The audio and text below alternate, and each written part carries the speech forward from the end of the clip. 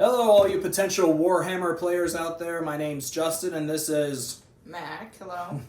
So now you have watched our other videos, and you have decided that you want to play Warhammer. You've weighed the pros and cons. You're ready to jump in. So what do you do first? Well, we're going to teach you step one. And let me tell you, this is going to save you money if you follow our steps, because one of the biggest problems I see is that people start out the hobby on the wrong foot, and then it ends up costing them money in the long run, or they actually drop out of the hobby altogether. So, step one, you have to choose your army that you want to play. It sounds simple. It sounds like it would be the easiest thing to do, but it is the number one thing that I see new players make a mistake on early in their Warhammer career. There are a couple things to weigh in before choosing an army, but these are very important. Number one is you have to like the look of the models. You are going to spend dozens, if not hundreds of hours building, painting these miniatures. So if you don't like what they look like, that is going to turn into a very daunting task. And you're going to come home from whatever you do in your personal life, and you're going to say, I got to build that or whatever. And it's going to ruin the whole experience for you. So aesthetic is important. You need to like what you see. Now, the good thing about Warhammer 40k is that there are a ton of different designs out there, between Necrons that are just like robot people to I play Imperial Knights. These are Imperial Knights, so these are giant robot walkers. You have Tyranids that are monstrous creatures, bunch of big monstrous creatures, almost insect-like. Then there's the classic Space Marine, which is a guy wearing a full suit of armor, and you have everything in between. The Eldar are very angelic in their technique and their look. You have the Mechanicus, which are like half robot, like cyborg people. So you have like a humanoid, but they have robot arms and stuff. So you really need to enjoy the look. Now, Matt, can you think on the top of your head of an army that you actually like the look of?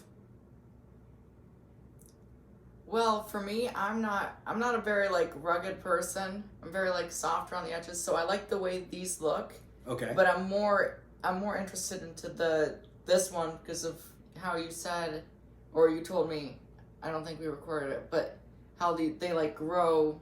Yeah. See so that is actually important in the thing. I'm glad that that started feeding into your answer. Not only do you have to like the look, the next thing you actually have to like the lore, the story, if that interests you. Not for everybody. Story isn't the thing.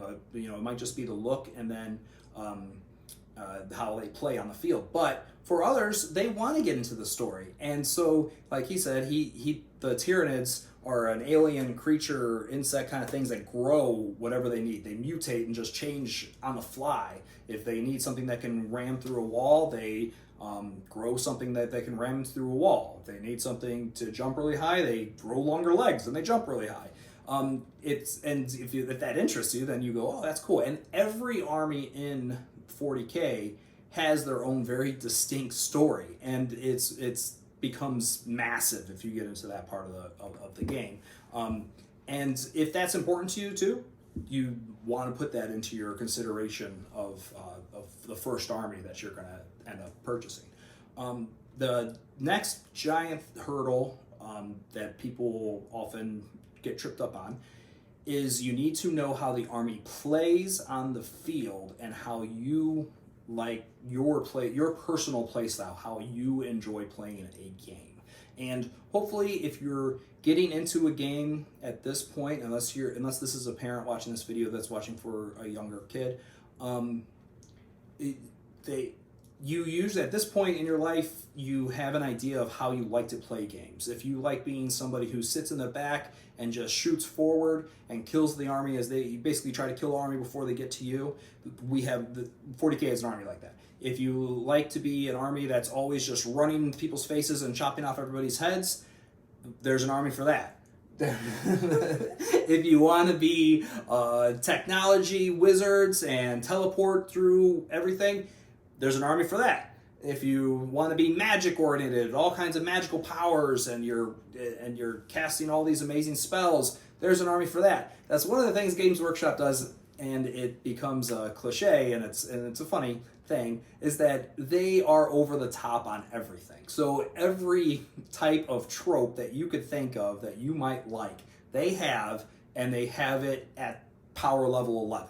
So take that into mind, but that will take some research on your part. I do not have enough time to go through all these armies because they are that big, but there is plenty of stuff out there for you to look through. So I would suggest, remember, first thing you do is you enjoy the look, okay? And then also check out the lore then, and then go, okay, now I really like this army. So like, let's say Imperial Knights.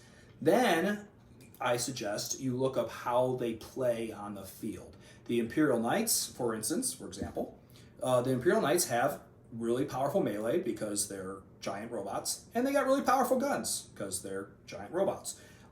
What they lack is board control and things like that, where they only have such a small footprint.